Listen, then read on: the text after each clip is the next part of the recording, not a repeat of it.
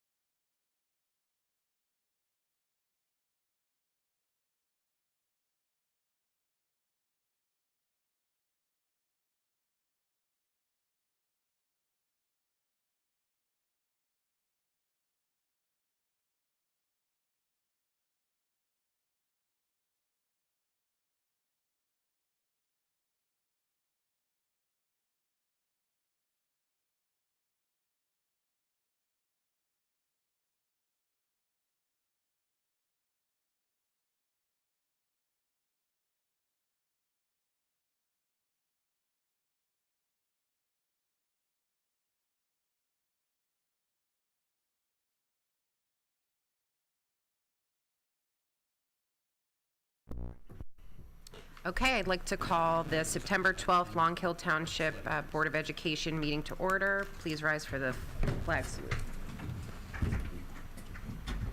I pledge allegiance to the flag of the United States of America and to the republic for which it stands, one nation, under God, indivisible, with liberty and justice for all. Adequate notice of this meeting of the Long Hill Township Board of Education was given as required by the Open Public Meetings Act as follows. Notice for this meeting was sent to the Echo Sentinel and Daily Record on September 21st, 2021. Notice for the public hearing of the superintendent's contract was sent to the Courier News, Daily Record, and Echo Sentinel on August 4th, 2022. Notices were posted on the bulletin board in the first floor entrance hall of the School District Administrative Building, Gillette, New Jersey. Notices were filed with the Township Clerk, and notices were mailed to all persons who have requested individual notice pursuant to the Open Public Meetings Act. Roll call, please. Mrs. Butler. Here. Mrs. Daly. Here. Mr. DeJamos. Here. Mr. DeGiorgio. Here. Mr. Grosskopf. Here. Mrs. McLennan. Here. Ms. Nyquist. Here. Ms. Ruvalo. Here. Mrs. Case. Here. 9 members present. Thank you. Okay. First thing on the agenda is the public hearing for the superintendent's contract. I'll read the clauses. Whereas the board and the superintendent have mutually agreed to rescind the superintendent's current employment contract and replace it with a new employment contract for the term July 1st, 2022 through June 30th, 2027, in accordance with recent revisions to the regulations of the New Jersey Department of Education. And whereas the Morris County Executive Superintendent of Schools has reviewed and approved the new employment contract, and whereas notice of tonight's public hearing and anticipated action by the board were duly advertised within the time period specified by law, now therefore be it resolved that the board hereby approves the employment contract with Dr. Ann Mucci for a term commencing on July 1st, 2022, retroactively, through June 30th, 2027, at the annual base salary of $185,000 for the 2022-2023 contract year, and in accordance with the remaining terms and conditions set forth in the contract, which are incorporated by reference as if fully set forth herein. Comments from the public on agenda item number 1 only. Okay, can I have a motion to approve? So moved. Second? Second. Roll call, please. Mrs. Butler. Yes. Mrs. Daly. Yes. Mr. DeJamos. Yes. Mr. DeGiorgio. Yes. Mr. Grosskopf. Yes. Mrs. McLennan. Yes. Ms. Nyquist. Yes. Ms. Ruvalo. Yes. Mrs. Case. Yes. Motion passes 9-0. Thank you. Very exciting. On our agenda is a presentation from Buildings and Grounds, Mark Persina, Interim Supervisor of Buildings and Grounds. So I think board Yes. is going to move Yeah. there. Jack, should I put this on as a woodline? I don't know how you wear a sweater. Thank you.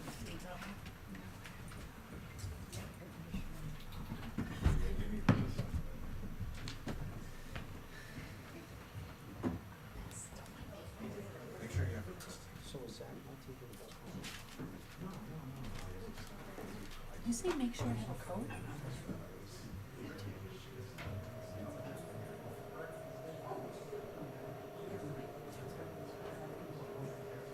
Sounds good. Just wash your head.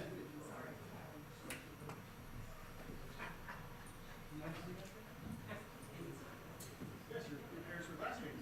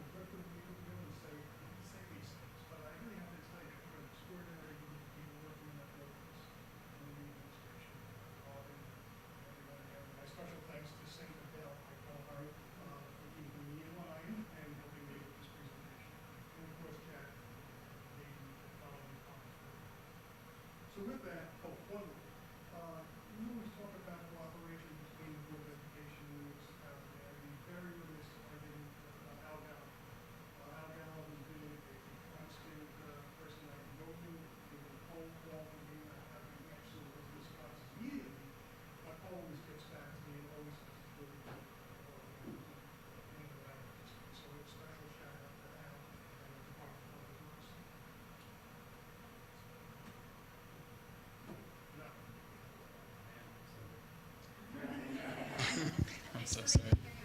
And this is like, let's make a deal now.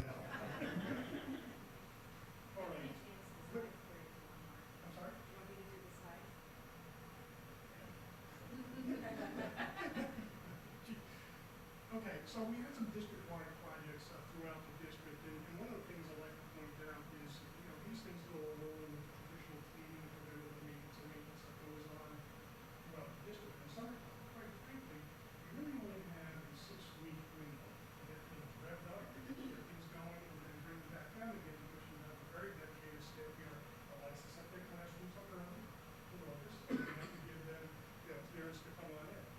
You have extended school years for some students. You have every recreational pursuit at the central school and camp that you can imagine. So kudos goes out to my custodians and maintenance people, Rick Julian and Lydia, and of course John over in Gillette, for really stepping up to the base and getting this open on time, because it was a mess. Think about this. Every single light fixture in the school district, every fluorescent fixture, every incandescent fixture, every fixture had to be changed out. And that's a pretty big task to do. So we went ahead, we got this. This is a little after the fact, particularly over at the central school. I have to tell you that during my first few months here, I would walk down that corridor where the auxiliary gym is, and I constantly felt something wrong with my eyes. I just was so dim. And we insisted on the appropriate amount of fixtures and the appropriate size of fixtures, and basically had really tremendous success. That project has not been closed out. It's about 93–94% completed. We still have to do an audit to make sure we did the things that we're supposed to do. And then we're lining up with all the rooms in the classroom that's appropriate for instructional purposes. So we still have to close out that project. District-wide window repairs, about 136 window complaints in the school district as we came into the home stretch of last year. And basically what this means is that the window hardware really balances the spread. So they're very, very hard to open, or the heat can move back down, and you have to be really careful. So what we did was kind of co-op a contractor that was able to do those work over the summertime, and we did the 136 of them. Now, we did a step here and here to some kind of neighbors on these windows. There was a proposal a while back to replace the windows, but quite frankly, all but a couple dozen other Gillette thermal pane windows, so you didn't even have to replace the windows. What you have to do is look at the needs of the hardware and the locks and things. All right, now I admit this is not the most glamorous picture in the show tonight, but this is the Central School first floor staff bathroom. What we did, we ordered throughout the entire school district our laboratories and other facilities in there, and we picked quite frankly, the ones that looked dysfunctional. Questionable on this one was the fixtures didn't work, the exhaust didn't work. Over at the middle school, Millington School, I was experienced the first week here, walking down the halls, looking back in here for a minute, I could do something. There's no fixture. There's no fixture. So it's like, we back out, I asked the custodian. Your mic is, you might hit it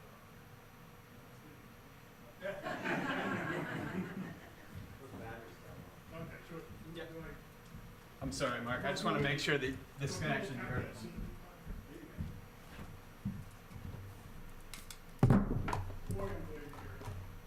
I'm sorry about that, Mark.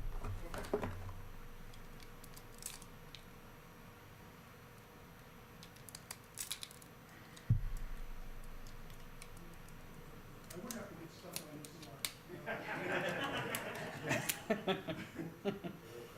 Yeah,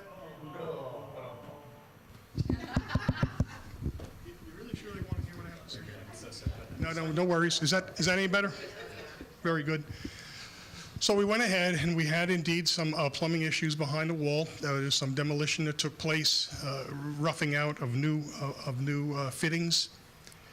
And we met regularly, like every other week, with the architect, with the contractor involved, and also we had to get the fire alarm people involved also, because obviously this is part of an educational institution. We have to have the appropriate fire protection. And so this is what it looks like now.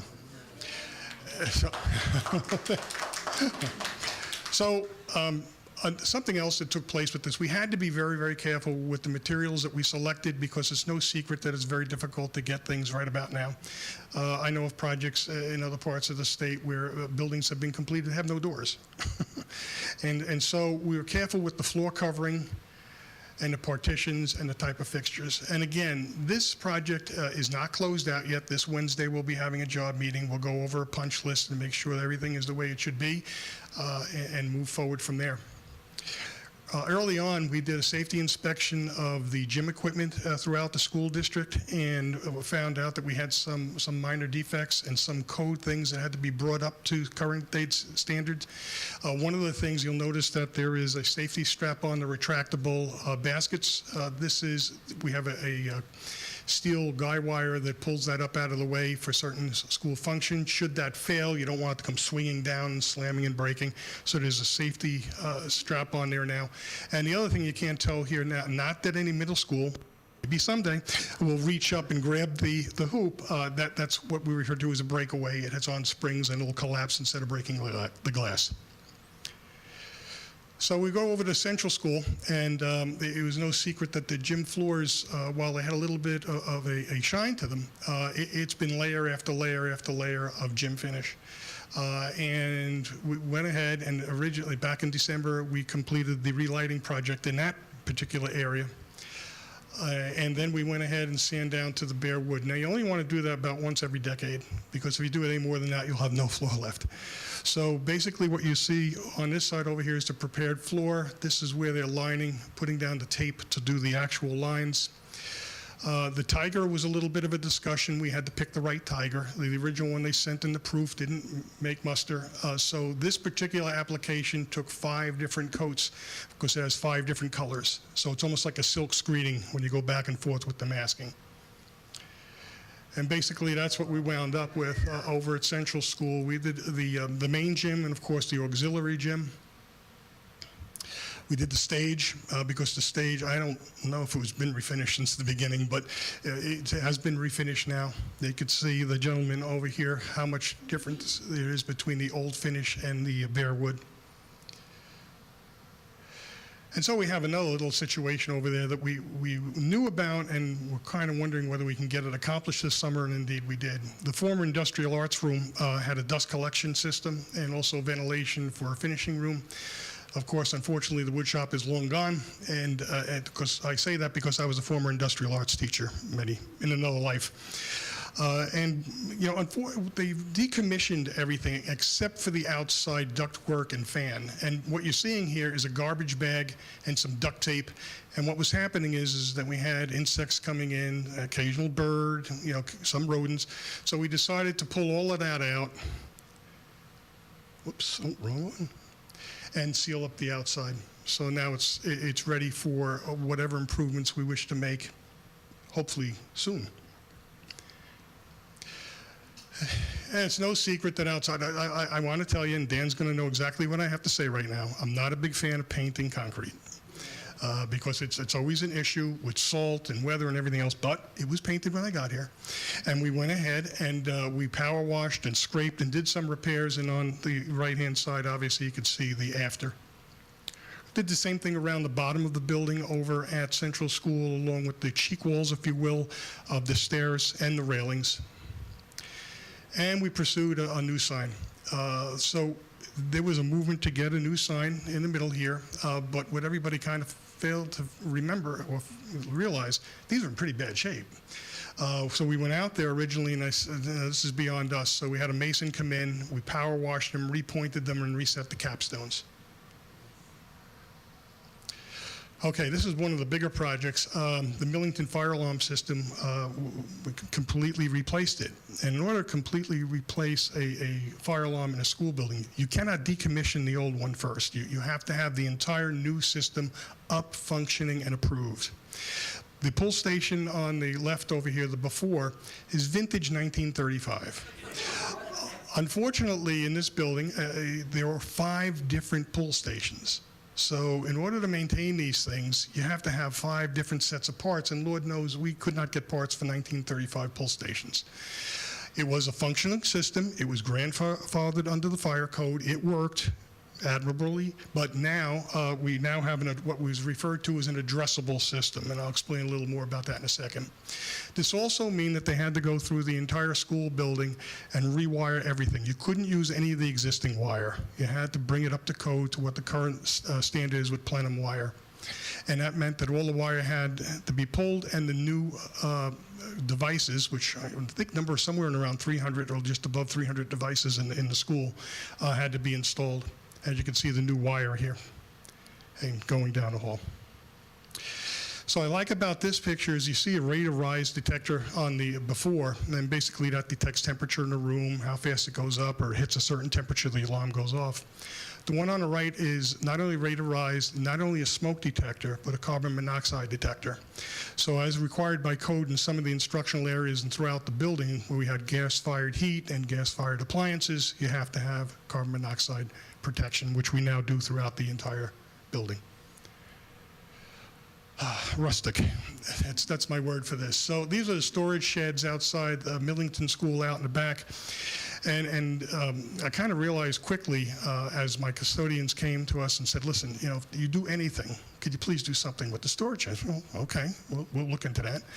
And when they opened up the door and they showed me why, is that, of course, the rain came in, there were rodents in there, but the other thing that used to get everybody shook up is when they moved something, snakes were in there. So I said, okay, let's see what we can come up with. So we hired a contractor to come on in, demolish them, and we started preparing the site for the new shed. This meant that I had to level it out with elevation, put a concrete pad down. But what we decided to do is trench underneath the existing asphalt and over to the shed to provide electricity out in the shed. This will do a couple things. This will allow for student activities out there where they can congregate and possibly have a PA system or serve coffee to parents, you never know. But also for the maintenance people to maintain some of their equipment, as in sharpening blades and things like that. And that's what we're aiming for. So we accomplished that, and that's the new shed. It was one of the most gratifying days. Ann saw me out in the parking lot doing a little dance when they showed up, and they brought this back on little dollies, and we had a procession of neighbors. It was really hysterical to watch. They were following it in, and until we actually had it in place. We had in the corner over here where the conduit was ready to receive the shed, so it was very tricky to get that lined up and then put down where it had to be. I really didn't want anything to be on the outside. Plastic conduit or LBs or anything like that on the outside. The other big project took place over in Millington School was the parking lot repaving, and we had a scope of work in mind. We pursued that scope, received some prices for that, and as we got closer to the spring, we realized that there were other things adjacent to the parking lot surface that really required some attention. There were some questionable sidewalks, and then I referred to it as popcorn cobblestones. And basically, why would we pave up to something like this if we know full right well that you're going to have to replace this? So we went ahead and we started to replace the sidewalks in the front and on back of the school. The other thing we elected to do, and this is our good relationship with my good friend Jack and Nate, if you stand in front of the Millington School and you look up, you'll see utility wires going into the building. They're fairly low, they meet code requirements, but they're old. It's not electrical, it's strictly communications, right, Jack? And internet and everything else. So what we elected to do is trench across the existing parking lot underneath the existing sidewalk and place conduits for the future, because eventually you're going to want to do that. And why have to jackhammer up all the brand new asphalt and sidewalks, et cetera. The other thing we discovered while we were out there is that we had a couple of roof leaders that came off the roof and that were broken. They were going nowhere. So we repiped them out also across the trench as well. We also extended the parking lot out 12 feet so that people who are parked on the front of the building at Millington School can now get out when the school buses are there. They used to be held captive when these things, when that time took place. Extended it 12 feet.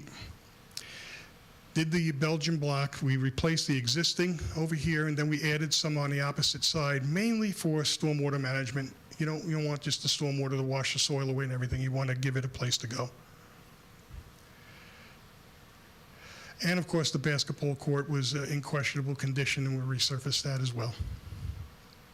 So the finished product of the driveway and the asphalt completely around the building and the basketball courts were completed in a timely fashion. And with the contractor, that's another thing. We were very fortunate. We had all good contractors. Really great. Now we go over to the Millington School, and pretty much the same thing existed over there with the gym floor. It was coat after coat, and was starting to show its age.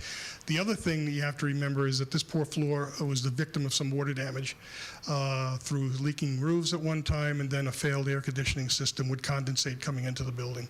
Since that time, you put on a new roof on that building, and we've corrected everything that we could possibly imagine up at the HVAC. So no further leaks should be taking place. We threaten the contractors, our maintenance people. You get up there every month, you check every single part of that, because if one drop comes in here, there's going to be a problem.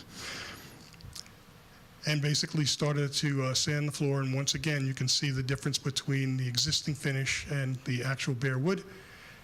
And that's the finished product, along with some interesting dots and circles that the PE people wanted over there. We also have a tree pruning program going on, not just over at Millington School, but throughout the school district. And that's something that the board is going to hear over and over again. With your properties, you have a lot of mature trees. They grow pretty quick, and they have to be taken care of. Unfortunately, in this go-around, we merely dealt with the dead wood and those things that we considered to be a hazard. We cleared pretty much all of it, but I have to tell you already they have to come back, because there were a couple things over at Millington School that they missed, and we want them to come back before they receive payment. And of course, we had the exterior painting. You know, you have beautiful buildings, 1935 buildings. They're all very, very nice. Unfortunately, over at the Millington School, they had some rust on top of the windows. This was because of leaks that got inside the metal of the thermopane. And we, of course, again, got an outside contractor to come in to scrape everything, prime it appropriately, put a rust inhibitor on the windows, and put a finish coat on them. Same thing with the steps, again, painted concrete, but nonetheless, we power washed them and went ahead and painted all the railings around the building, as you can see here. I don't have a before picture, although, you know, how many slides am I going to show? You'll eventually fall asleep, I know you will. But here's the thing. Whoops, go back. These things rusted beyond belief. They weren't that old, and they were rusted pretty badly. So we insisted on them wire brushing everything down, putting a rust inhibitor on, and also putting the finishing coat on there as well. Over at the Millington building, we had some defects in the brickwork, and we took out what was bad, replaced it with the best match that we can come up with. We also had some water infiltration in the front of the building that we had to address. We did that with somewhat of a building envelope audit. We found the worst parts, and we went ahead and serviced them. I will tell you that this will be an item that you'll see down the line, because the original building is all brick of a certain vintage, and it's going to need some attention going down the line. And of course, we replaced the flooring in the Millington School Library. Now, Jack, right? You like this slide, don't you, Jack? So what happened over here is when the additions were put on, the technology wiring, and I am not a technology person. I stay in my lane. I'm very careful about that. And so where the internet service comes in, and the furthest part of the building, it was almost daisy-chained. So what was requested, because we're constantly talking to the IT people, is to find a way to get from where the origin is to the end part with a switch gear. I call it switch gear, Jack. I know it's not right, but a switch gear. So basically what happened is we had to go underneath the building, do some borings through the walls, and provide Cat 6, 2 runs of Cat 6 from the origin to the end part. So they have one continuous line from one end of the building to the other. This will give them a more robust system. What did it again? Both the Gillette and Millington Schools playground maintenance, the insurance underwriter came through some time ago, gave us a list of things he did to do. We accomplished all those items that were on there. We added some new play equipment, but again, there's going to be annual maintenance to this stuff. You just can't let it sit there. It doesn't maintain itself. I wish it did, but it doesn't. So we added some mulch and some painting. weeds, weeds love drought, and so here we are. And while I'm an old-fashioned, old-school person, I don't like using chemicals.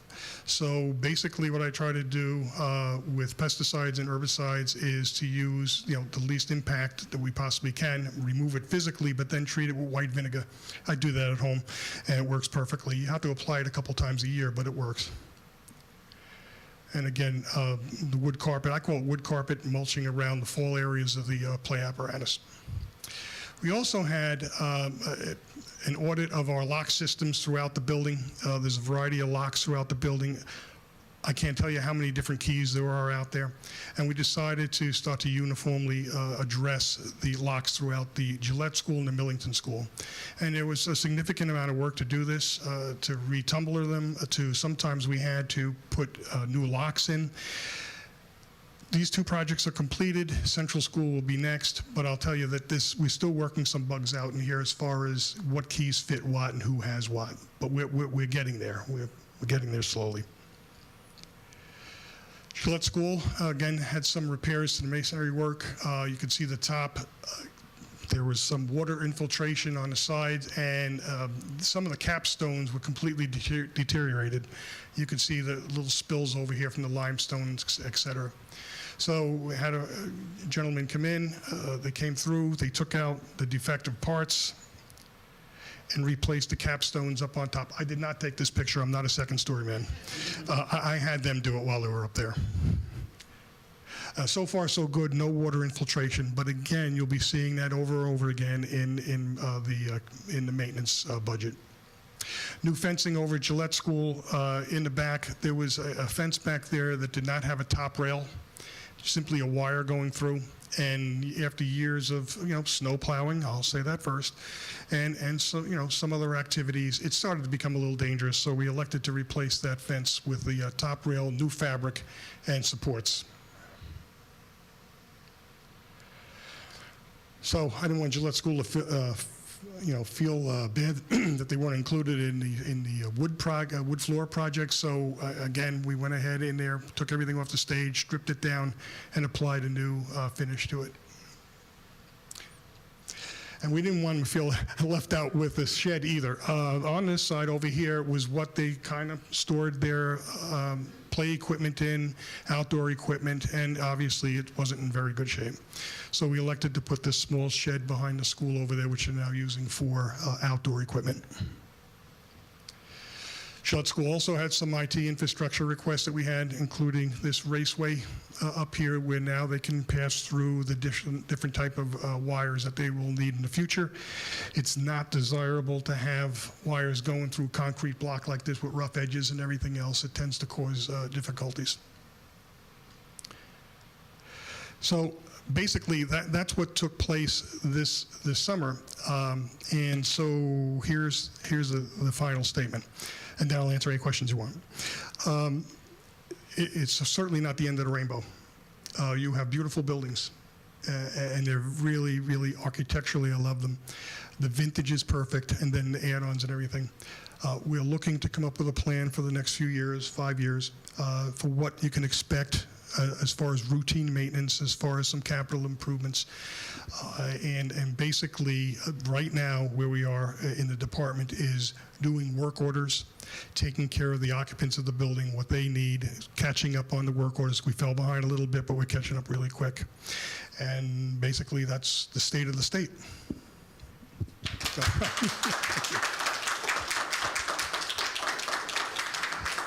And thank you for the opportunity. I'll never be able to thank you enough to bring me back into the fold here. And so, boy. So what questions do we have? I just want to state that you know it, you drive past the schools and you really see the difference. Not only with the projects that you did, but also with the way the grounds are being maintained now so much better. I mean, the amount of dedication you put into sprucing this up, I thank you. Thank you. Well, thank you for the opportunity. And thank my grounds people. We had a little go around. I'll admit it. I don't, full disclosure.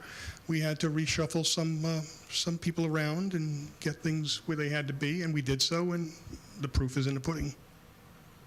Yes, ma'am. That presentation is so satisfying to watch that I honestly could sit here and I won't make or ask, but I could watch it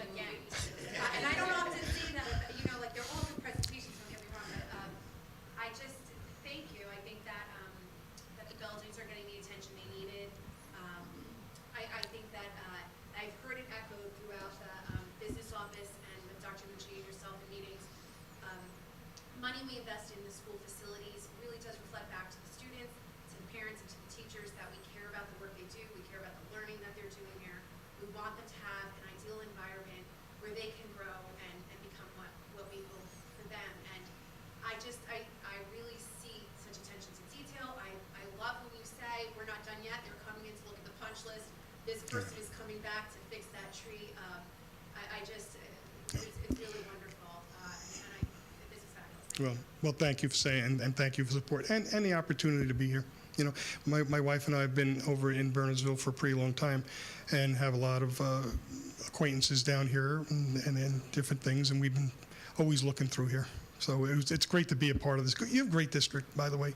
You know, I don't have to say that because I'm a limited person here, but, you know, my time. But you have a great little district here. You ought to really be proud of it. I have to say it. So kudos to you. Yes, sir. Were you guys able to keep the vintage fire alarms? We have asked for some of them to come back, and I've been told that we're going to have a box full. I promised the fire department that, okay. One of the things that I did not mention about the fire alarm system is that we're going to arrange for an in-service training for fire department. I think it's Thursday nights are available, I think practices. I could be wrong, but we'll check. But we certainly want them to come through and become familiar with the system. But yes, I will have. I don't know, how we distribute them, but there's going to be a box. There's 2 fire. Yes. There are 2 fire. There's Millington and Sterling. I'll be sure to include it. No, listen. We have worked incredibly well with the local fire marshal, Don Huber, and also the fire chiefs, right, John and, sorry, Chief. And so we'll get where we have to go with all of this, I promise. Before I go, they'll know what's going on. Yes? Will this be available online? This presentation, I think it's up, right? Yeah. Presidents first. I just want to thank the Buildings and Grounds Committee for all of their work amen. on this, and Mark, you're working with them, and Dan and Dr. Lucci for all of this. And I had said earlier before the meeting started, this matters to the students and the teachers, the faculty. My son's only 9 and has noticed all these changes, and that really says something. And on one of the committees, you had brought up the broken windows theory, and that really does, speak to the importance of maintaining a high-quality environment for high-quality learning. So, thank you. Thank you. I'm sorry. One of the things that I really appreciate about this presentation is one of the things I used to be on the Buildings and Ground Committee, and when we did a previous iteration of the plan, it was really, to me, disheartening to see how much money we were going to put in to fix something, and the fact that you kind of went in and said, no, we're not going to replace all the windows, but instead we're going to fix. I mean, I can't even imagine how much money you saved by doing that. Well, it's a couple dollars. I mean, I was in the millions. You might be right. So, I mean, I think, it can be said the attention to detail that you and Dan go through to be smart about things. And I think one of the benefits of having you guys, albeit for a brief amount of time in here, the breadth of your experience to kind of come in and right the ship. Thank you. That we have gone a little away from where we need to be to take care of our buildings, and have someone with your level of expertise and with Dan to kind of take the money that we had and say, these are the priorities, this is what we have to do, and right the ship and get us in a situation so when someone new comes in, unfortunately, your tenure, as enjoying as we have it, it is brief. We have a way to go forward, and we're so grateful because I know that I've been in the district now with my kids since 2014, and in the beginning people were always like, oh, buildings are gross and they're not great. Why aren't they taking better care of things? Blah blah blah. And now you can see everyone in the community is noticing, and there's excitement for that because Good feel. and I Good. hope that the teachers and the staff are feeling the love because I think they really deserve to be in an environment after everything they've been through the last couple of years. They deserve to be in an environment worthy of the level of instruction that we give our children. Sorry. You've captured most of what I wanted to say. Oh, sorry. No, and I appreciate you saying it. But it's an absolute pleasure honestly, the depth of knowledge, the experience that you bring to this, passion and dedication and love for it, honestly, is really enjoyable to kind of work alongside you on this. Really, you know, I want to share something different anecdotes, but I often drive by Millington School, and every once in a while I kind of see him roaming around outside, and I did catch him the day that the sheds were being delivered, and he was giddy with enthusiasm. It's true. It's true. Small things in life. What can I say? It really is, you know, I'm glad that you were able to do this presentation for us so that everyone gets to see and appreciate the immense amounts of work that go into this. Facilities touches, or buildings and grounds touches upon, you know, finance and operations and, you know, safety, security issues. There are many different variables and factors that go into the decisions into how to prioritize certain projects. And honestly, I have the greatest confidence in Dr. Lucci and Dan and Mark in making all these decisions. Because honestly, I was astounded by how much was done with the site and how much they were able to accomplish in a very short period of time. And they're using vendors that are in competition with other school districts that are also trying to do this at the same time. So the fact that during financial challenges that we all have because of the rising interest, you know, rising rates and inflation, the scarcity of materials, It's huge. the difficulty in getting the labor that you need, you know, despite all of these other external challenges, you guys rocked out. You got a lot done. The schools look great. Thank you for that. You're very welcome. I want to circle back a little bit. You can tell that the building occupants, the staff, and the students, they notice. And I have to share one other thing with you. I see this is one of those things I'll be driving home, and you forgot to say it. I had to walk a lot of contractors. We had 26 contractors come through here. And ultimately had to walk each and every one of them through to show them existing conditions and give them a chance to bid appropriately, et cetera, et cetera. Almost all of them commented when we walked through the school, what a nice school, what a positive atmosphere. I swear that's exactly what these fellas were telling me, these ladies and gentlemen I walked through. So, listen, that comes from somewhere. And Because they came through when there were students in there, right? I'm sorry? When it was occupied, right? Yes, yeah, I had to, because we had to get underway on the 21st of June, whatever it was the start off, and had to. They did. Yeah. So thank you once again for the opportunity. One more, I'm sorry. Are you available to work on my house? Yeah. Don't bring that in front of my wife. Just one thing. I know everybody's talking about the students and staff noticing, and every morning I go to Panera's, many of you know, and I was very excited the night before because Mark and I were out in the parking lot as the sheds came. We're looking at the sheds, and he knows I'm beaming as much as he is about the sheds. Well, in the morning I went to Panera, and I have 5 older gentlemen there who we talk pretty often, and when I walked into Panera, the first thing they said to me is, "Hey, nice shed." We'll leave it with that. Thank you once again. I appreciate it. No, not at all. Thank you.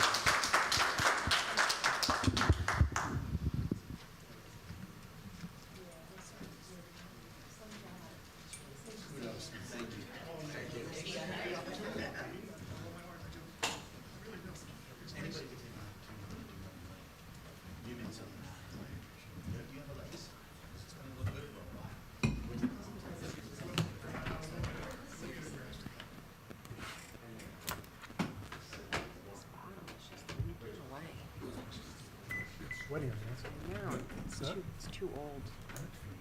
So entertaining. Saturday. I want to like hug him. I know. I was like, I was talking to somebody at Vinegar. Yeah, I was there for about 4 hours with my daughter there for 4 hours. She's gone there to do face painting. I wasn't inside, I know. Ed directed us to show up. Stand by that. Julie. Absolutely. That was a gaping hole. Wait, did it show up on the thing? Yes, yeah, it was. Okay. Thank you. Thank you again, Mark. Good night. Moving on in our agenda to communications. I don't have any. Dr. Mucci? No. No. Okay. Board committee and liaison reports. I'm going to start with Karen.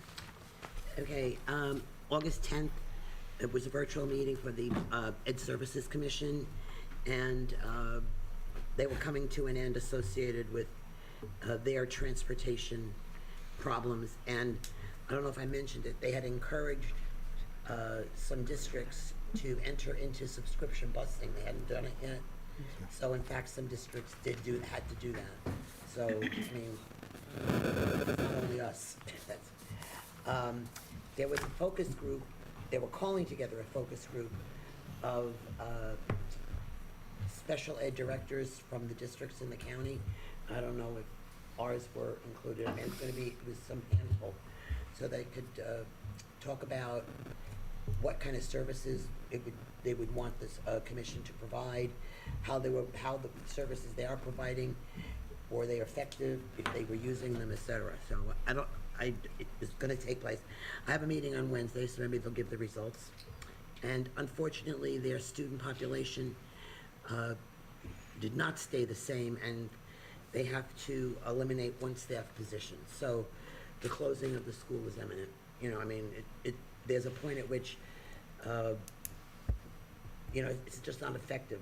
It's not cost effective, and it's not effective for the students, because you can't have, for the aid these students need, you can't have the staff to support the need requirements. So it's gonna be unfortunate. We had a policy committee meeting on the 19th, and you saw on the agenda there are a number of bylaws. Those are the 9,000 series, and basically there were really, if we had to change a heading or fix the title, that was about it. They were all fine, so we can approve them technically on first reading. We're going to continue, and I'm happy to say that when we complete I think there's either 12 or 13 in the 9,000 series, we are done. I mean, like, done. And we're going to go on a sojourn we might skip a month unless there's a need to have a meeting. At the meeting, we did decide that, the regulations are still being, worked on. There are job descriptions, not actually part of the policy manual, but listed with it. Those are going to be updated, and we're going to be getting those for approval, and they still will stay on the website, and they will still be showing where they are. The spreadsheet that Melissa has put together is updated per where we are. She also shared that with Charlene, didn't you? Mm-hmm. Okay, that's great. And for now, anyway, Melissa's going to be maintaining it. So there's a lot, we just decided, right, that it would be more efficient for you to keep maintaining it at this point. Mm-hmm. So that's the way it will be. Governance, we had 2 sessions, self-evaluation and the goal setting, and we get a training credit for each session. Okay, not only for that reason, but because it was a lot better. We weren't rushing through. I mean, we ultimately still had to squash it. We'd like to get together and talk. So even though it was 2 hours for each session, it was a lot better than having to do both things in 2 hours. So we're going to retain that for the coming year. In order to maintain our master board status, we still need at least 1 training credit this year, and we'll talk to Charlene about that. So coming in the November or December timeframe. And we know right in January, right away, there's ethics training that we get a credit for, but we have to keep up with that. We're going on the road. Kim, Dr. Mucci, and myself will be presenting at the New Jersey School Boards Conference regarding governance mindset. Okay. You all got a copy, I think, of what we call a committee checklist, I believe. Now, if you read it, it looks it should be read, it should be the board commenting on the committees, but you can also look at it that the committees give themselves an honest review of, you know, we need to work on this, or this is our strength, this is our weakness. So it's just for you to look at how you operate and for you to really think about if there's anything you could do to make your operation better. And that's about it. Oh, we have a governance meeting is next Wednesday and policy is this Thursday. Thank you. Any questions for Karen? No? Okay, thank you. Danielle? I don't know. Okay, Anne?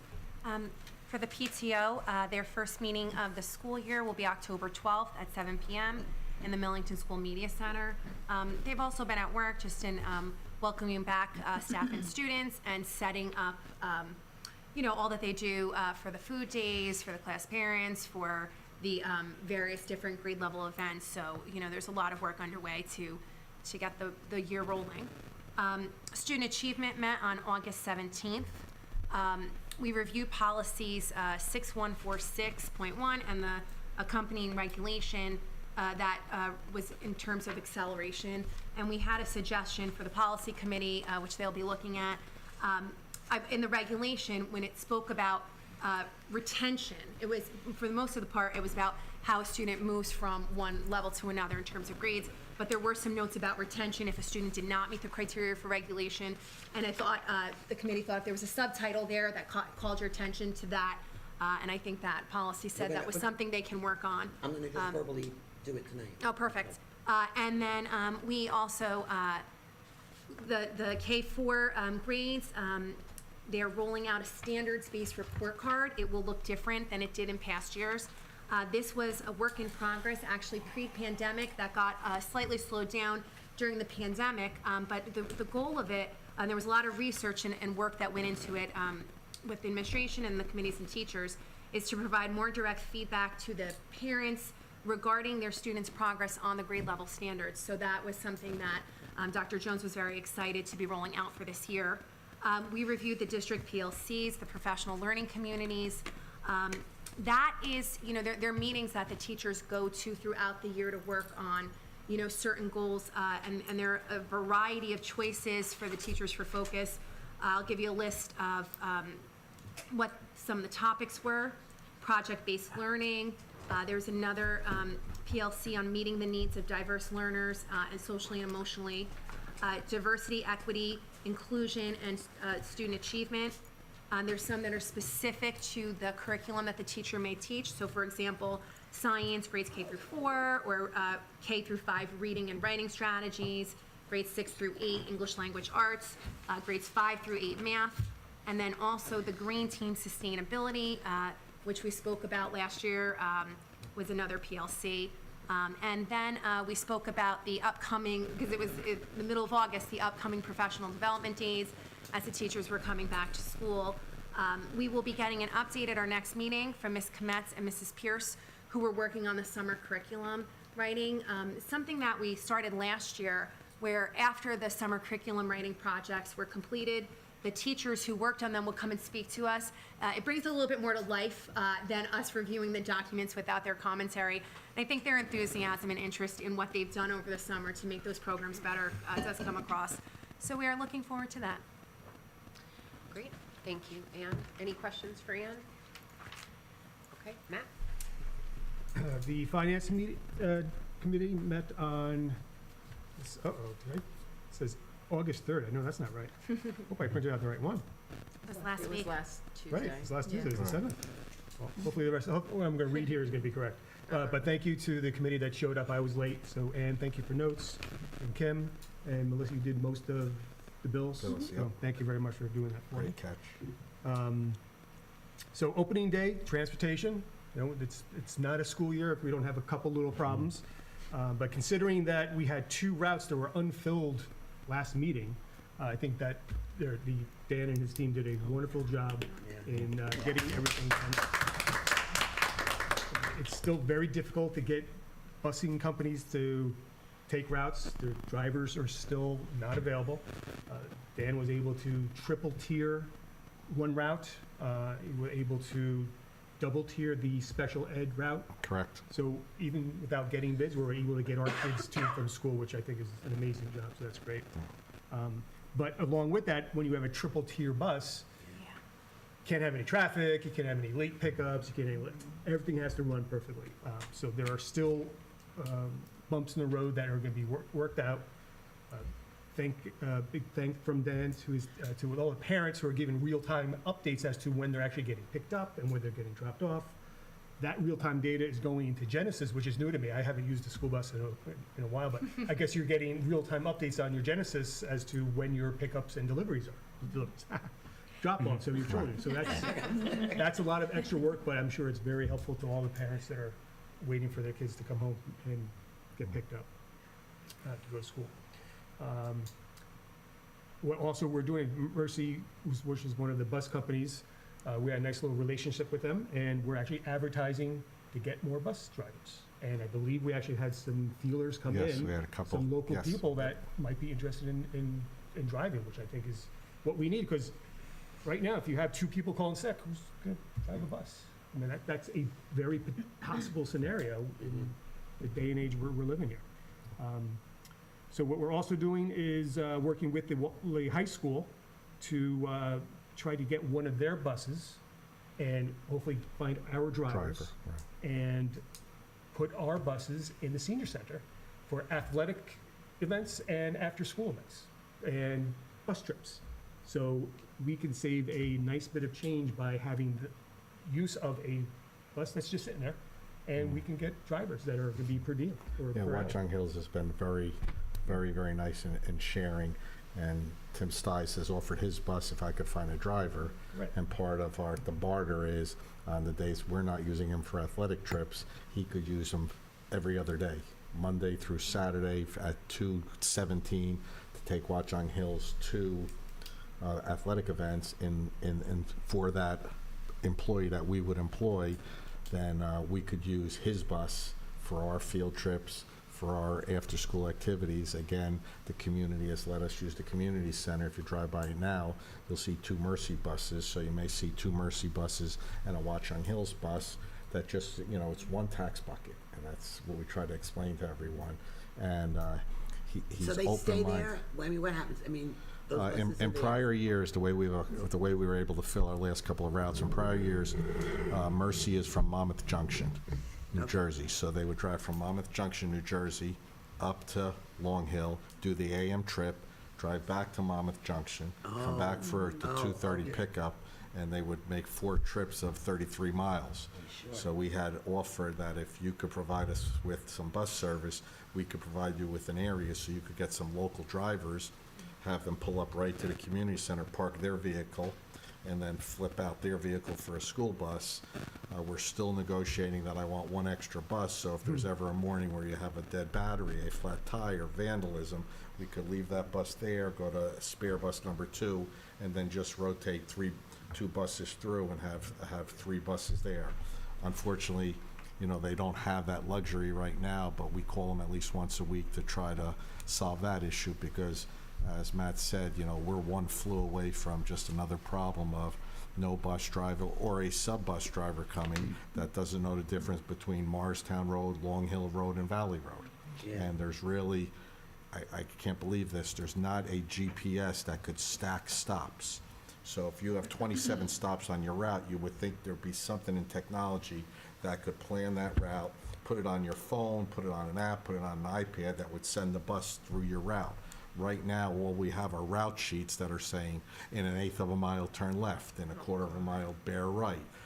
And it's really, really difficult. So, Confusing roads. and we have some difficult roads. We have 3 railroad crossings on 3 different roads. We have the top of Long Hill that goes into Chatham, which we really don't have a turnaround to come back and get people on the even side of the street, which is another issue.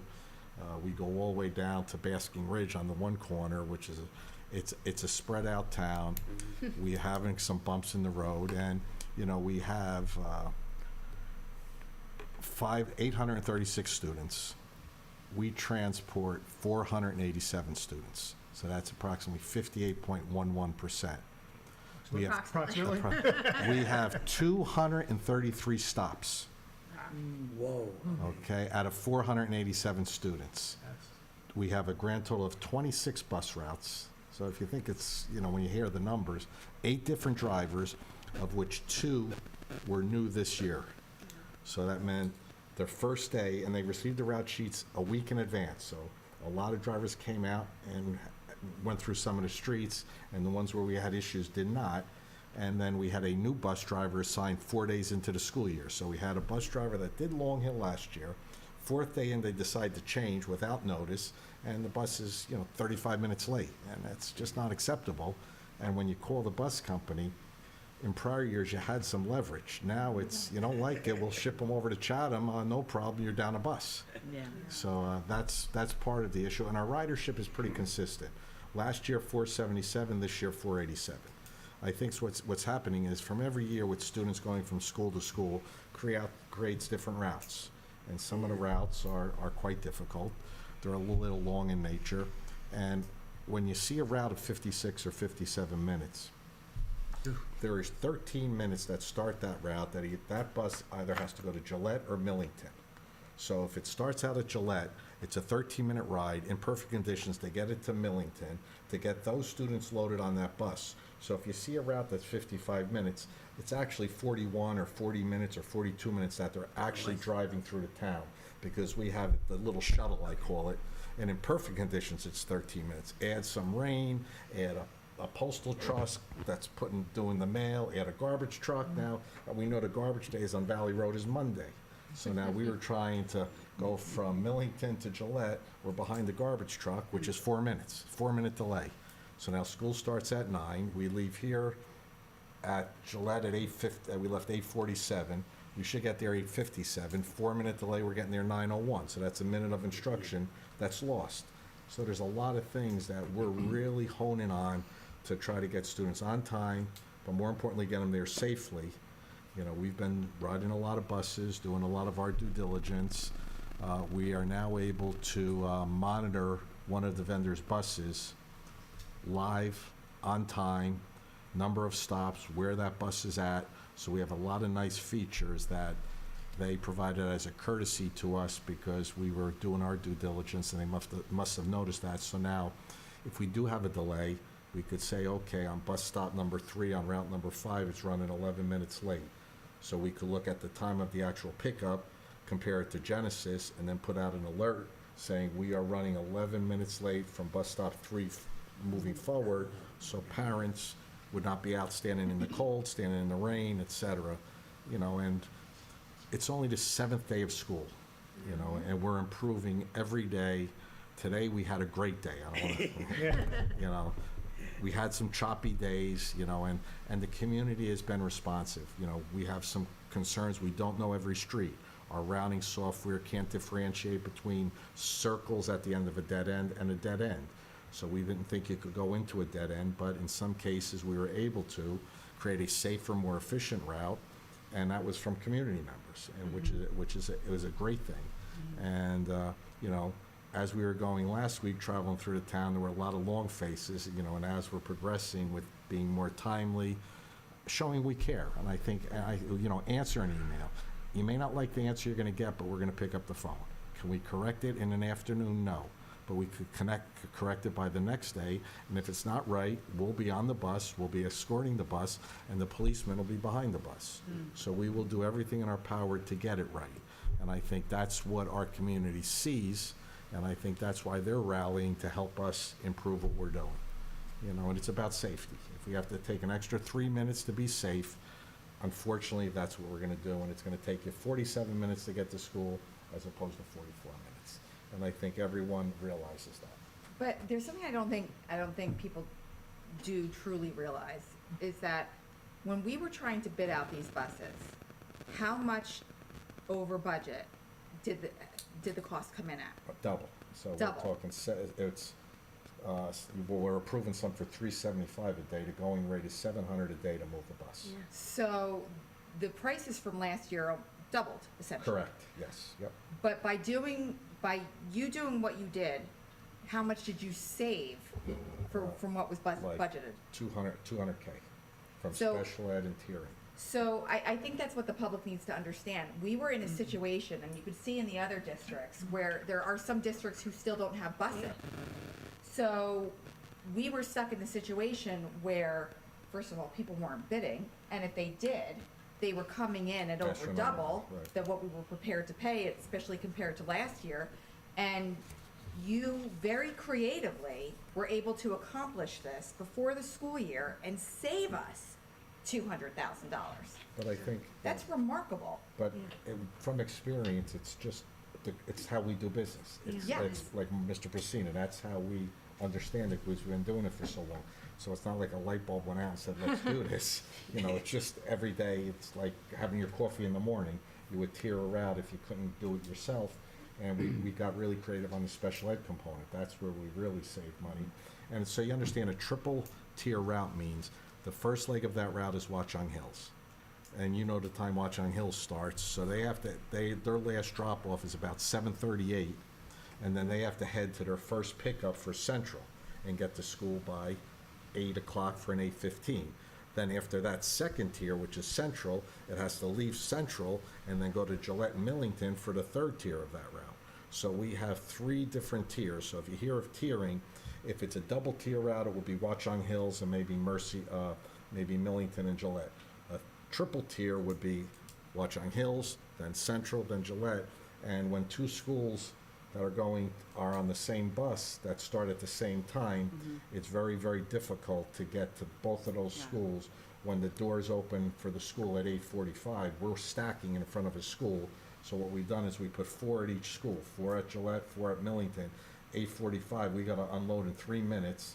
The police have been very responsive, stopping traffic on Valley, so we could get the 4 buses down Valley, up. And as you see, if you're there about 10 to 9, you'll see 4 buses from Millington coming down Valley, 4 buses from Gillette going up Valley, and then we flip-flop so these students could get into school by 9 o'clock. It's incredible. Yeah, You're so- just making me think, and we've kind of hijacked Matt's report, so, I'll sit back and relax. but you are making me think, Dan, just for parents, and I mean, I don't know if we could say for general public, if you see a school bus going, please stop and let them go in front of you. Yeah, See the challenges we're faced. So I Well, if always you- remind myself, even though I might be zipping to work, like, no, let the buses go, and you need to wait.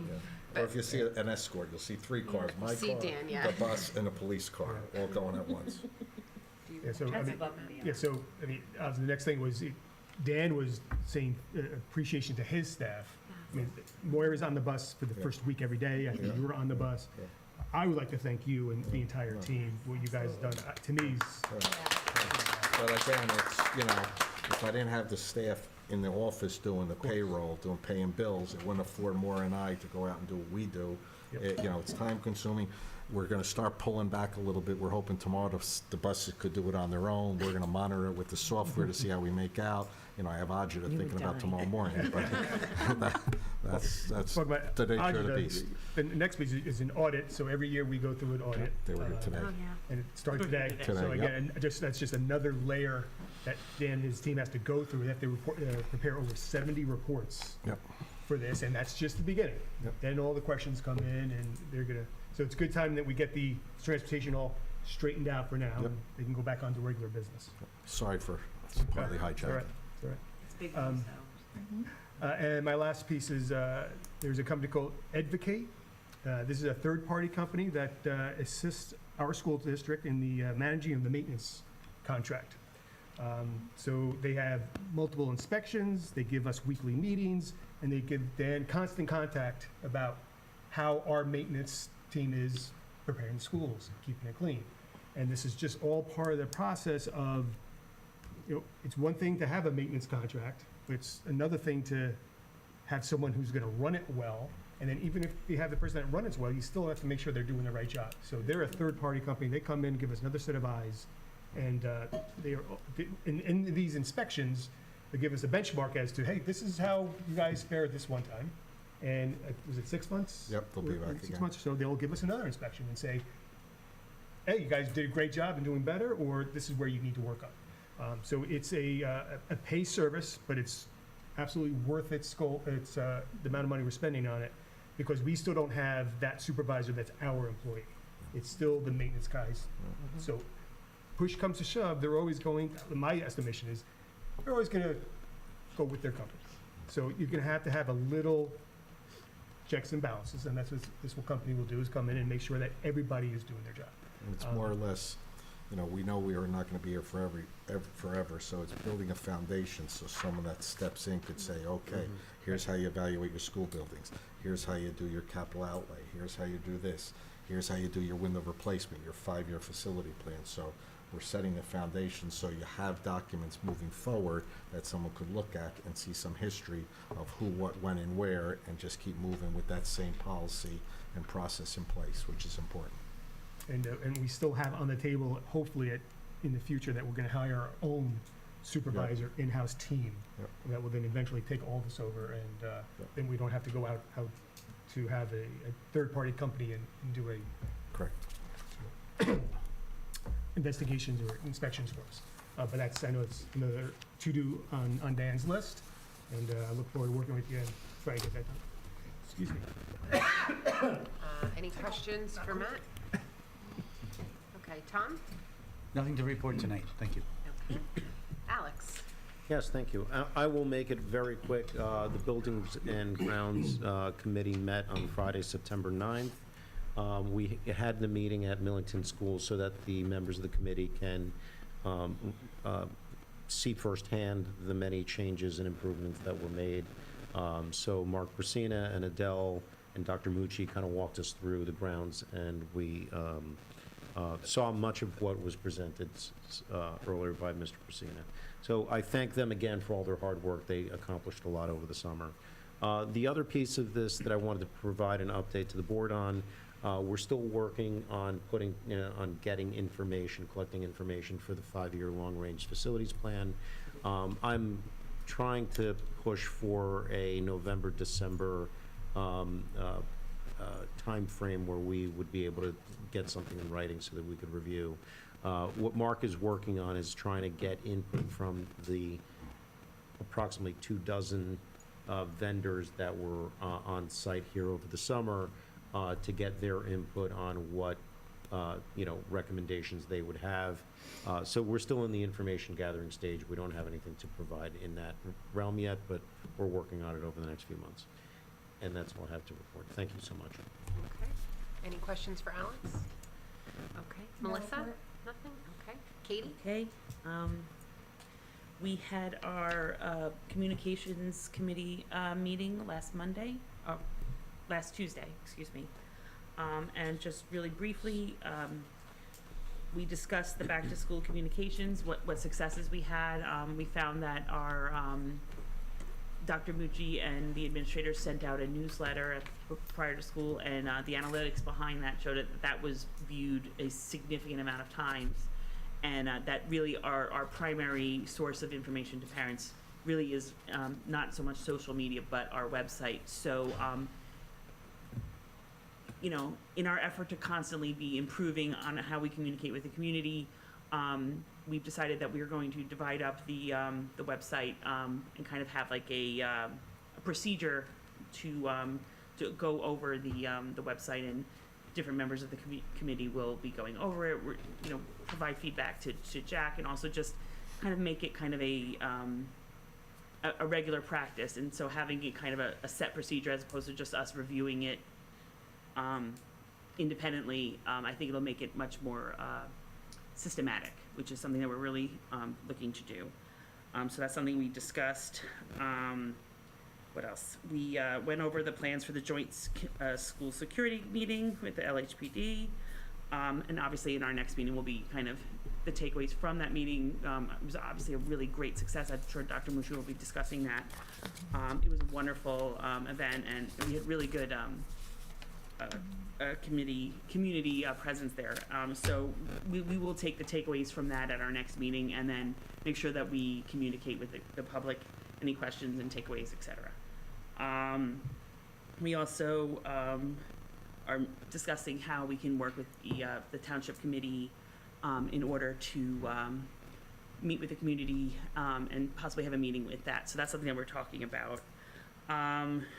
We also talked about making sure that we reach out to parents and the community about talking about the chain of command, kind of, one of the things that it's very clear is that when parents feel comfortable to voice something that happens, or communicate with a teacher or anything like that, the sooner that the district is aware of something, or the sooner a teacher's aware of something, the sooner a superintendent or a principal is aware of something, the outcomes are always better. So one of the things is that we really, as a district, want to make sure that the lines of communication are always stressed, and that, being in a small town, I'm sure we hear it all the time, it's like, I don't want to be that parent. I don't want to make a fuss about this, I don't want this to hurt my child. I don't want to hurt, this to hurt me as a member of the community. And it's like, no, that's not the mindset we want to have as a district.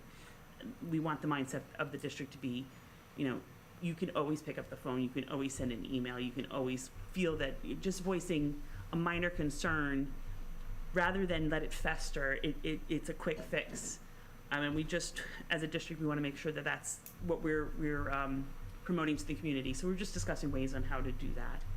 And then finally, one of the things that we're working on is to do since we found that the newsletter from Dr. Amucci really communicated well to the community, we were like, well, how can we take advantage of that as a board? And what we were thinking is, like, we just kind of had that wonderful meetings where we came up with our board goals and our district goals, and really, it's unfortunate that that's not always resonated throughout the community and presented to the community. And so what we're going to try and see if it's a worthwhile endeavor, we're going to kind of do a trial run of doing a board newsletter, just a brief kind of what our goals are, what we've done, what we've achieved. And hopefully, different committees we don't have to do it all at once. Different committees can just highlight, right now, buildings and grounds, you have a really great story to tell, or, what we're doing on different areas. So the community knows, all they know about the school board is, like, they raise our taxes. So if they're going to know what we're doing, we want them to know that, we do have a plan, that we have an agenda, we have a vision for what we want to do for the district. And I think what we're going to try to do is see that if we found that the communication to the community worked well via newsletter, we're going to see if it works for the board. And that's all I have for that. And our next meeting is I believe it's the 27th at 2 p.m. And the other thing that I have to talk about is the Long Hill Education Foundation, or FORCE.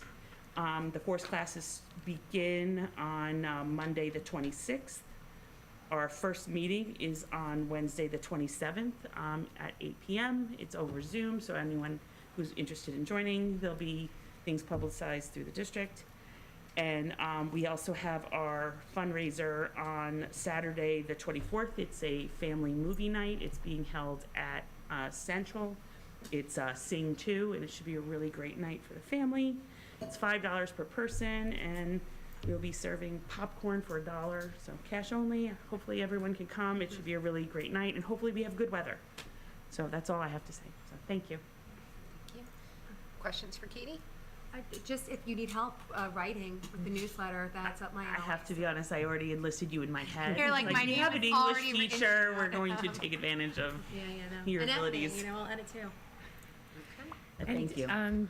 Did they pick a rain date? I'm wishing for good weather as well. I'm just wondering if we You know what? have I will a rain follow up date. on that, and obviously we should publicize that. Because I noticed when we were doing the brochure, we didn't have, the flyer, we didn't have a rain date. Yeah. I will have If you that. pick a rain date, it's guaranteed that it won't rain. That's been my, like Someone insurance, just had a right? rained out birthday on Sunday. I will attest to having an auxiliary plan is a good way to go. So I will communicate that. It's not as fun, to be inside, but if the decision is that we would move into the gym and people could bring their blankets in there, that's something we could think about too. That's good to think about. On the new floor. No popcorn. Celebrate the new floor. Okay. I have to say that I live very close to Central, and I've been watching all of the activity, and the neighborhood appreciates how pretty everything's starting to look. And So that was great. So that's all. And that is a good point, and I will make sure that's communicated. Okay. I just want to highlight that the Watchung Hills Regional High School referendum is on October 6th.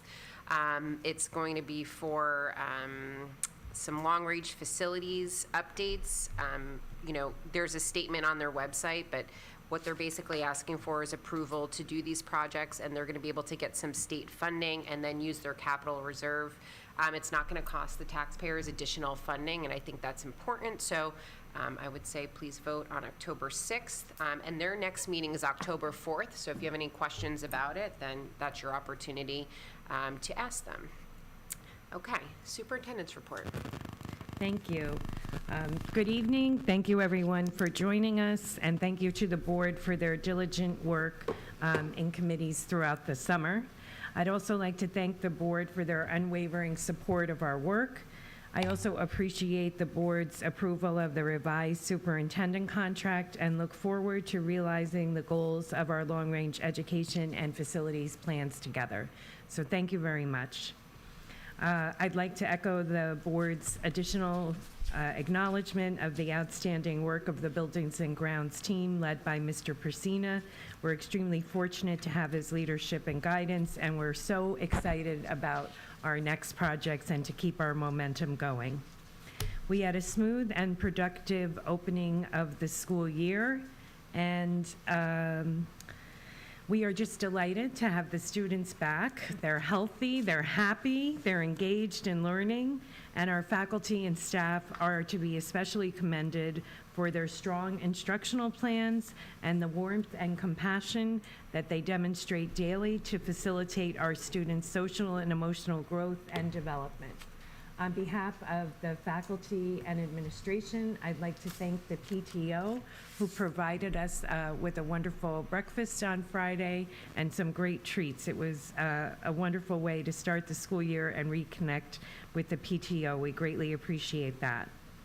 A special commendation to our own Mr. Nestler. The board may remember that Mr. Nestler came to discuss his interest in sustainability and science and was appointed as the advisor for our green team. Well, he took the initiative to attend a two-day professional development opportunity sponsored by the Foundation for Educational Administration and Venture Lab, and as a result, he wrote a proposal and received a $2,000 grant for instructional supplies for Millington School to augment the Sustainability Science Teaching Initiative, and every fifth grader will receive that instruction. And this is a nice way that our youth entrepreneurship is connecting with sustainability, because every fifth grader is in the process of learning idea to pitch. And we're going to select some of them to either record or bring their presentations to the board so that you can learn a little bit about what their spirit of entrepreneurism is and how they see it in making our schools more green, sustainable, and built for the future. We're looking forward to seeing everybody at our back to school nights. They're all in person. Gillette's comes up on this Monday evening. Millington is next Thursday, the 22nd, and Central is the following Thursday. Speaking of Thursdays, last Thursday we had a joint meeting with the Long Hill Police to review our district school safety and security plans. We talked there about the Raptor technology ID check for all visitors to our school building. That new system had a flawless rollout, and we'd like to thank our community and tell them how much we appreciate their cooperation and support in this effort to recognize, identify, and provide personalized visitor badges for all visitors to our building. 75 people attended the meeting on Thursday. We will have a recording of the session along with frequently asked questions posted to our website later this week. The administration and the board look forward to working collaboratively with the Long Hill Police and the Township Committee as we jointly dedicate ourselves to continuous improvement of our district's safety and security initiatives.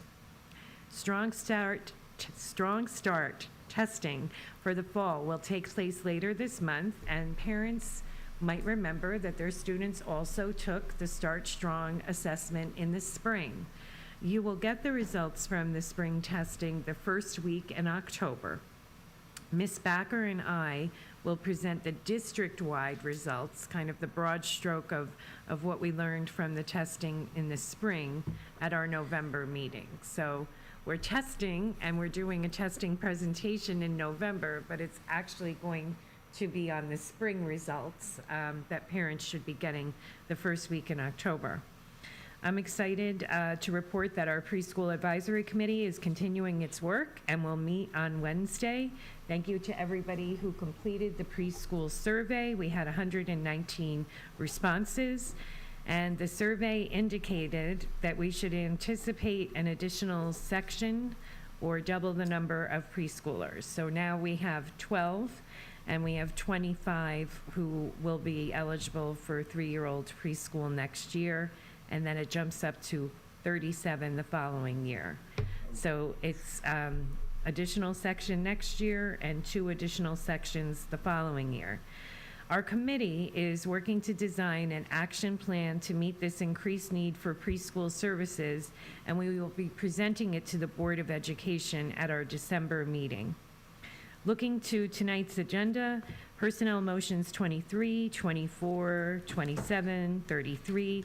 These are all motions to ensure that we're offering robust and varied co-curricular opportunities for all students.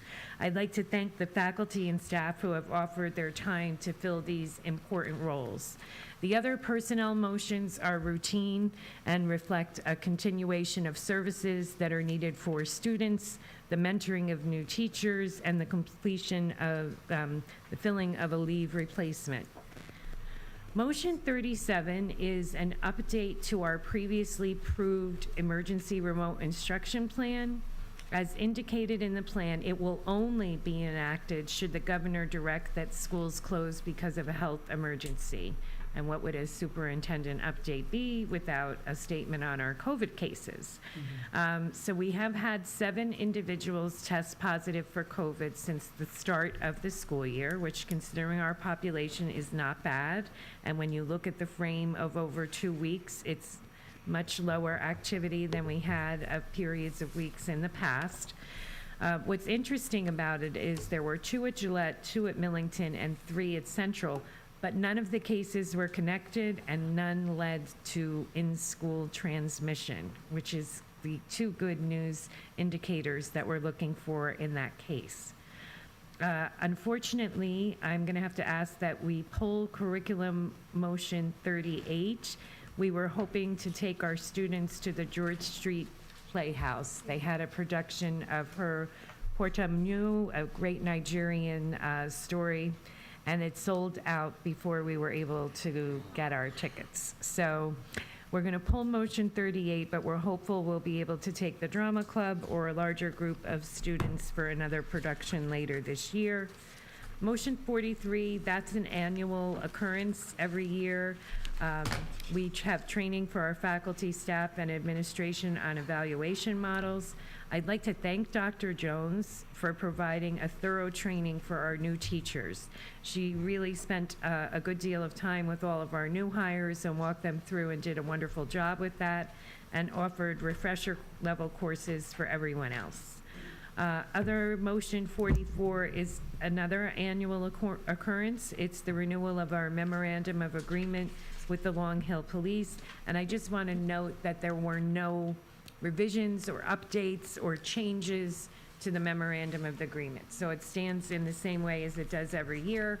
We just come to the table and sign it to reaffirm our commitment to sharing information about our students and student safety. And we have a responsibility as a board to acknowledge that we're doing that every year. In our community, it's not a once-a-year meeting, it's an ongoing conversation, but we must formalize that. So that's my notes on the agenda. If anybody has any questions.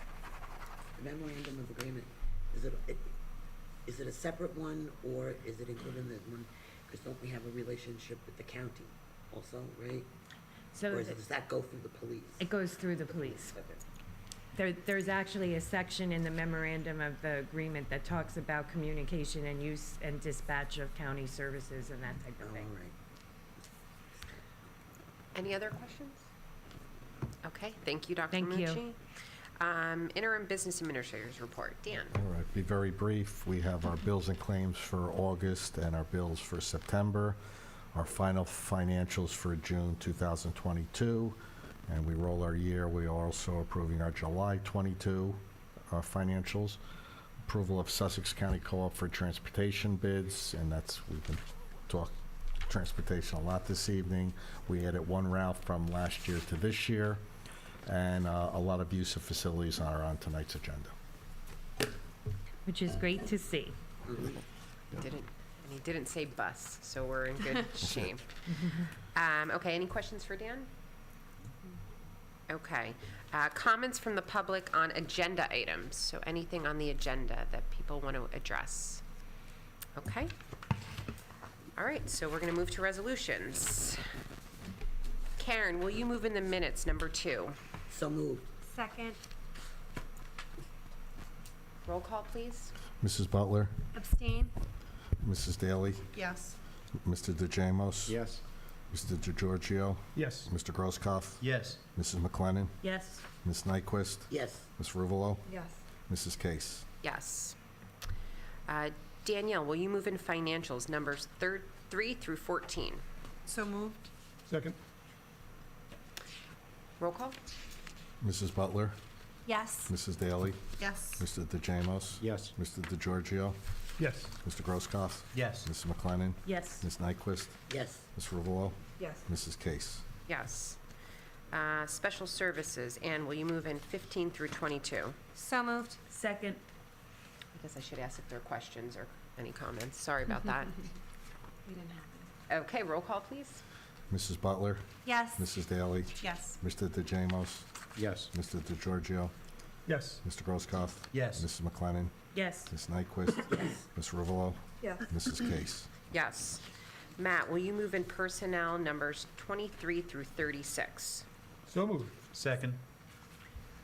Questions, comments? Okay, roll call. Mrs. Butler, Yes. Mrs. Daly, Yes. Mr. DeJamos, Yes. Mr. DeGiorgio, Yes. Mr. Grosskopf, Yes. Mrs. McLennan, Yes. Ms. Nyquist, Yes. Ms. Ruvalo, Yes. Mrs. Case. Yes. Alex, will you move in curriculum, just number 37? So moved. Second. Questions? Yeah, I would. Oh, I did skip you, Tom. I'm sorry, I'll come back to you. Dan, roll call. Mrs. Butler, Yes. Mrs. Daly, Yes. Mr. DeJamos, Yes. Mr. DeGiorgio, Yes. Mr. Grosskopf, Yes. Mrs. McLennan, Yes. Ms. Nyquist, Yes. Ms. Ruvalo, Yes. Mrs. Case. Yes. Okay, Melissa, we move in policy numbers 39 through 41. So moved. Okay, comment. Wait, can we do Second. a second first? I apologize. Matt, Okay. Second. Okay, questions, Karen? No, I just wanted to say that we're going to be changing number 40, resolution 40. It's going to be promotion/retention. And it's also going to be promotion/retention-regulation. We're changing acceleration to promotion/retention. got it. And that's all. Okay. So 6146.1 now reads promotion/retention. Correct.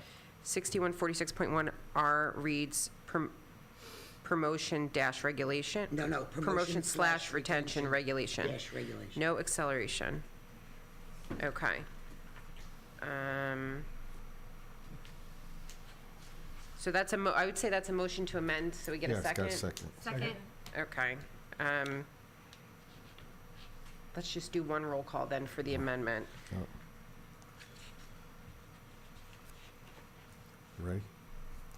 Mrs. Butler, Yes. Mrs. Daly, Yes. Mr. DeJamos, Yes. Mr. DeGiorgio, Yes. Mr. Grosskopf, Yes. Mrs. McLennan, Yes. Ms. Nyquist, Yes. Ms. Ruvalo, Yes. Mrs. Case. Yes. Okay. All right, Tom, I'm going to skip you. I'll get you back the next time. Other, Katie, will you move in 42 to 44? So moved. Second. Any questions? Okay, roll call. Mrs. Butler, Yes. Mrs. Daly, Yes. Mr. DeJamos, Yes. Mr. DeGiorgio, Yes. Mr. Grosskopf, Yes. Ms. McLennan, Yes. Ms. Nyquist, Yes. Ms. Ruvalo, Yes. Mrs. Case. Yes. Okay, thank you. Items for discussion, any old business? Any new business? Okay, comments from the public? Okay, at this point, the Board of Education welcomes comments from any member of the public on any topic. Please note that as per Board Policy Number 1120, a total of 15 minutes is allocated for public comments at any single board meeting. In order to provide residents the opportunity to comment, individual speakers are limited to 3 minutes each at any particular board meeting. The board may extend those time limits at its discretion. Any questions should be directed to the board president, and depending upon the nature and complexity of the question, it may or may not be answered during the meeting by the administration. If so, the response would occur after this public portion of the meeting has concluded. Everyone has the freedom to speak, but please be advised that anything said in public may have legal ramifications, and there is no protection regarding statements made by the public. Please state your name and address before you begin. Thank you, Ms. Case. I'm Daniel Rogers, and I just wanted to make a couple acknowledgments. First, I really like this pamphlet. I just wanted to say from a public standpoint, I think